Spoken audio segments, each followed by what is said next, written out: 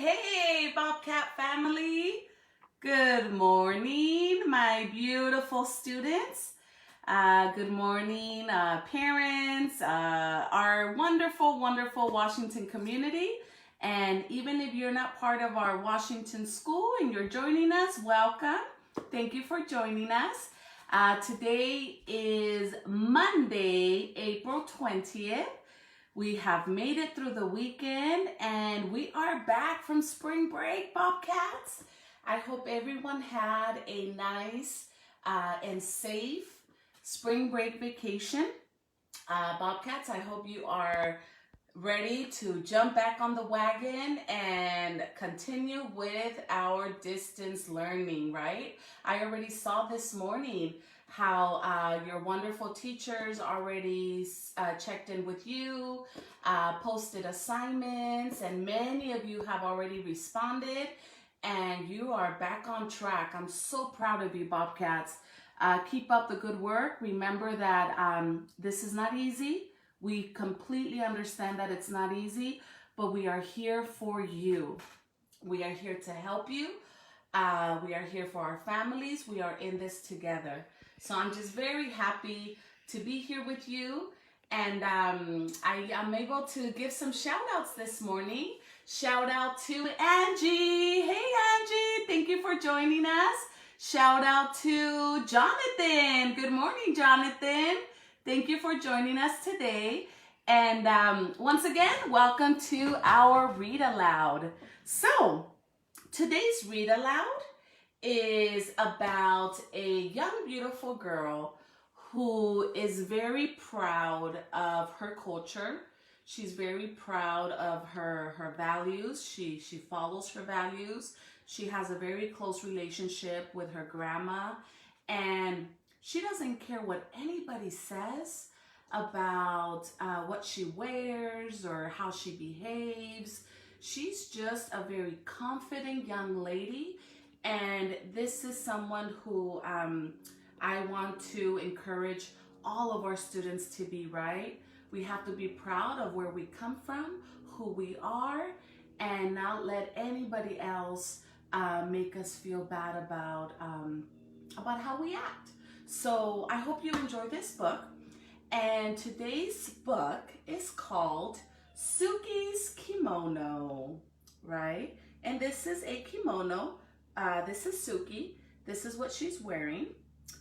And it's a beautiful story. I hope you enjoy it. This book is written by Chiri Uigaki and Stephanie Jorish. Suki's Kimono.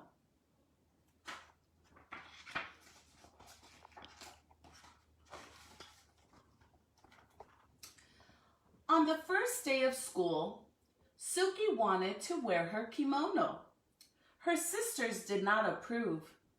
"You can't wear that," said Marie. "People will think you're weird." "You can't wear that," said Yumi. "Everyone will laugh, and no one will play with you. You need something new, Suki. You need something cool."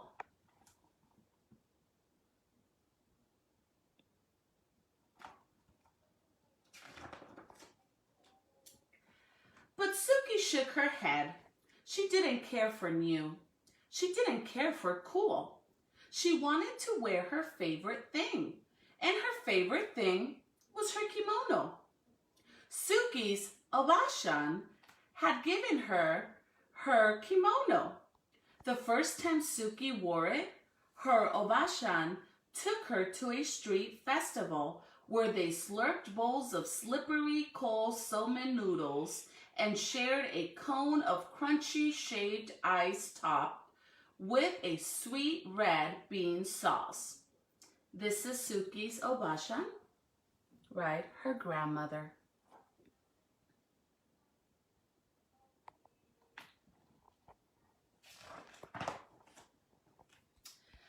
Under strings of paper lanterns, Suki joined her Obashan in a circle dance. She followed her and copied her movements, trying to be as light and as graceful. She watched the other women and children who danced, especially those who were dressed in cotton kimonos like her.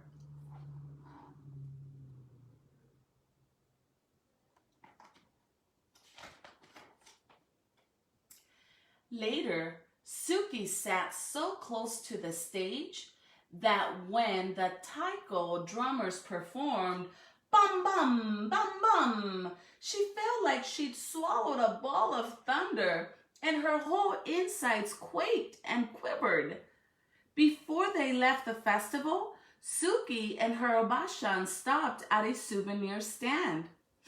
There were many things to choose from, but her obashan found the prettiest thing of all, a handkerchief of pale pink linen decorated with tiny maple leaves and cherry blossoms. When she gave it to Suki, she said, "This will help you remember our day."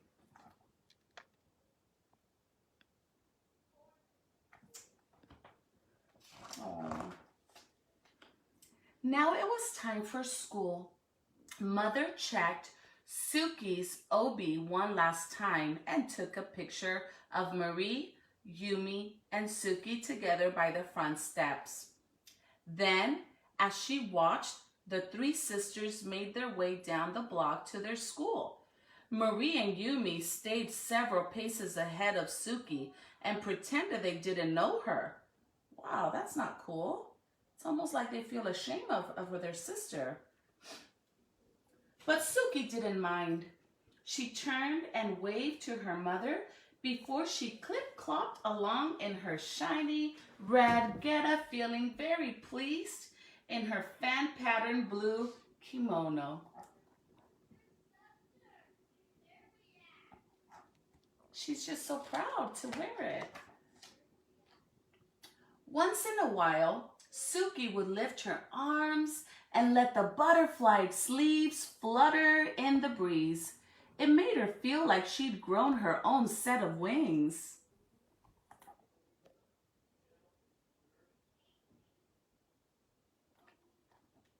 She's so confident, right?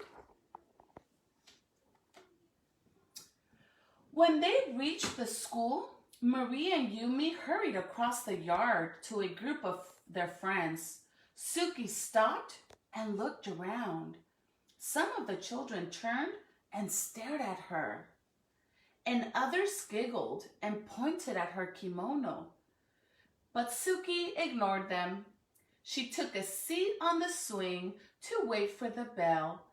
A girl dressed in overalls, just like a pair of Suki had at home, sat on the swing beside her. "Hi, Suki," said the girl. "Hi, Penny," said Suki.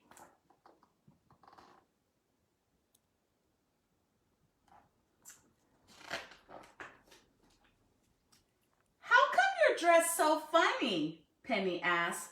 "Where did you get those shoes?" Suki lifted her feet off the sand and wiggled her toes. "I'm not dressed funny," she said. "My grandma gave me these shoes." Suki started pumping her legs. After a moment, Penny did the same, and soon they were both swinging as fast as high as they could. Swoosh, swoosh, up and up. Wow. I really admire what Suki did, boys and girls, right? Sometimes if somebody asks us, why are you wearing that? Or your shoes are weird. Sometimes we tend to get easily upset, right? Angry, and we might respond in a very negative manner. Suki didn't. Suki was very graceful, and she just said, "They're not funny. My grandma gave them to me." That's pretty awesome, right? We all admire Suki. Okay, we have a couple more shout outs. Good morning, Graciela Orduño. Good morning, Ricardo Zabalza. Good to see you. Thank you for joining us.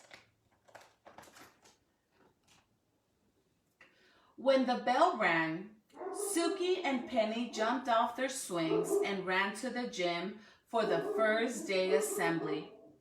Once they were finally taken to their new classroom, Suki chose a desk near the window. Penny chose a desk next to Suki.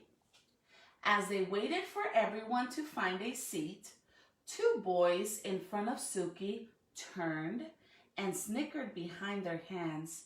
One of the boys reached over and snatched at Suki's sleeve. "Look at this," he said. "She's a bat."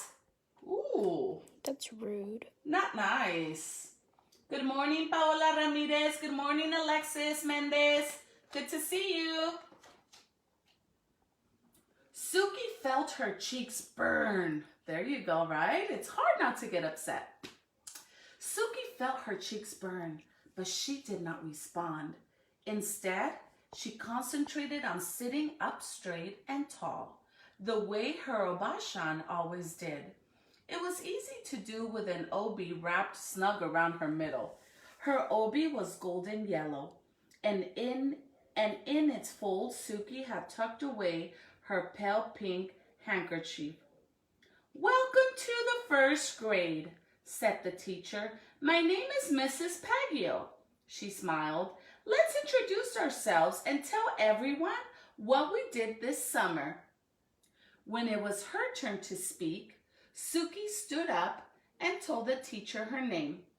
"Hello, Suki," said Mrs. Paggio. "What did you do this summer?"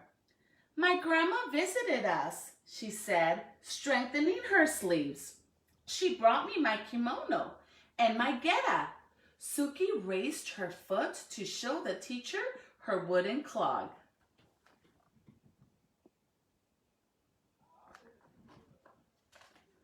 Good morning, Piri Reyes. Mother, good morning. Steph Mendez, good morning. Sweethearts, thank you for joining us. Good morning, Valerie and Emmanuel. Somewhere in the classroom, someone laughed, but Suki took a deep breath and continued. "The best thing was that she took me to a festival, and there were dancing girls dressed like me, and they danced like this." She took a few steps and swayed her arms sideways. Aww. She's so proud of her, of sharing her experience with her class. "Look, now she's dancing," someone said. But Suki didn't hear. She hummed the music she remembered hearing at the festival.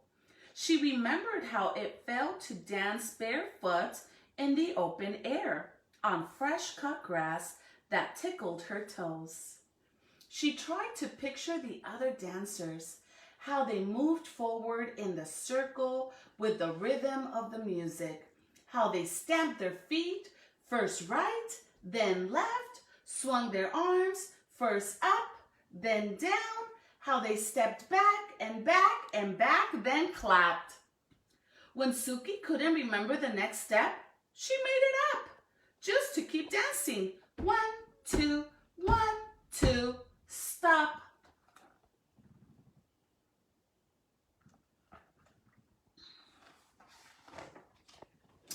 When she finished, the room seemed quiet. Everyone was watching her. Suki sat down, wondering if she was in trouble. Do you guys think she's in trouble? No. I don't think so.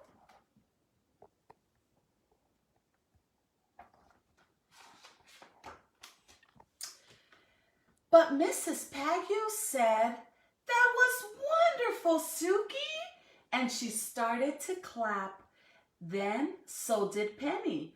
And after a moment, so did the entire class. Yes. They were impressed by her dancing, that's why. They were impressed by her dancing and the beautiful story, right, that she shared with her class. After school, as the three sisters walked home together, Marie and Yummy grumbled about their first day. "No one even noticed my new sweater," said Marie. "No one even noticed my cool shoes," said Yumi. But Suki just smiled. As she clip-clopped along behind them, Suki pulled out the pale pink handkerchief from her obi and held it up over her head to catch the wind. And in her blue cotton kimono and in her shiny red geta, Suki danced all the way home.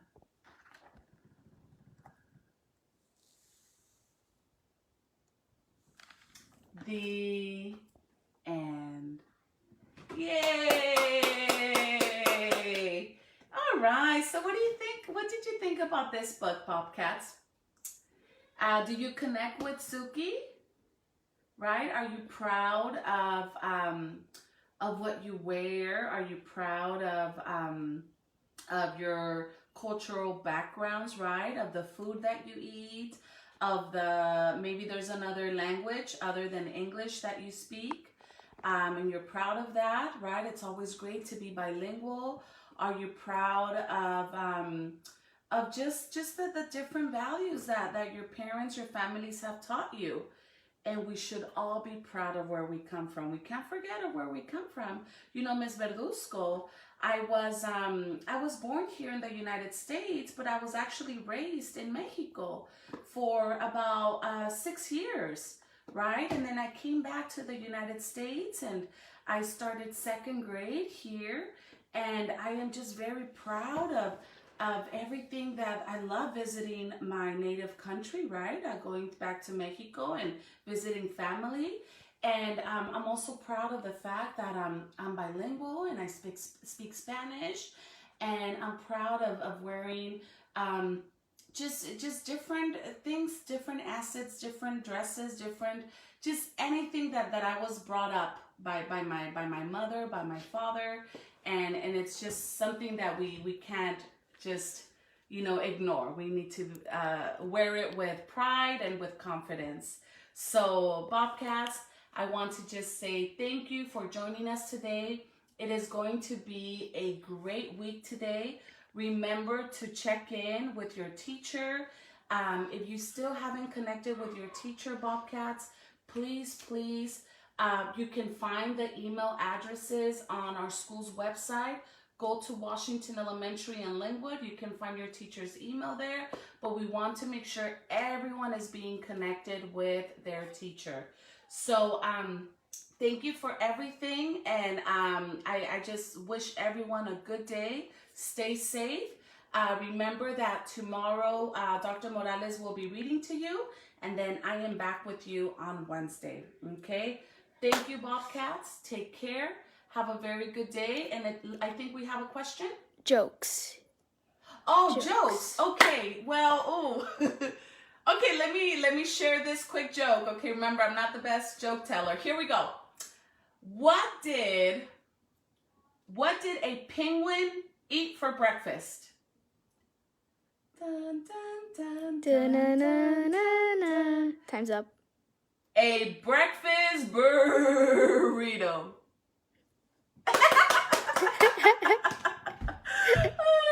Okay, one more, Bobcats.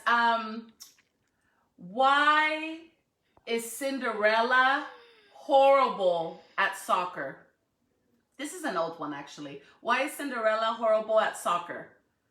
Dun, dun, dun, dun, dun, dun. Because she's always running from the ball. Get it? She ran from the ball, the dance, the prince. All right, my Bobcats, I love you. I miss you. Please take good care of yourselves, and we'll see you again. And have a beautiful day today, okay? Bye, Bobcats. Bobcats, take care.